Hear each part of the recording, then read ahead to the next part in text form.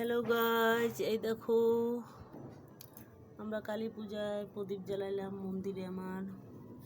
এটা আমার লাড্ডু গোপাল, আমার বড় ছেলে, এই যে আমার বুড়া বুড়ি মা, যে এখানে হলো বাবা ভোলানাথ, যেখানে আমার মা মনসা। তোমরা কিরকম করে প্রদীপ জ্বালাইলে বলবে।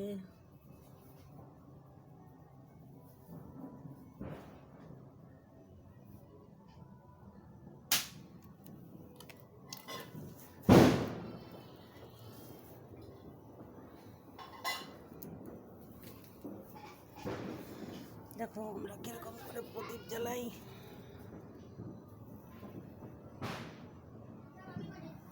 14 সিঁড়ির বাতি দিই আজকের দিনে, যে আমাদের কলা গাছে। তোমরা কে কিরকম করে দাও কমেন্টে জানাবে।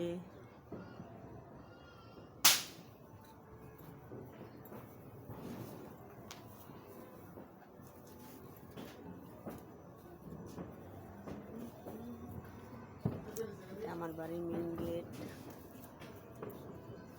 মেন গেট থেকে আমার মায়ের মন্দির সিধা। তোমরা সবাই কমেন্টে বলবে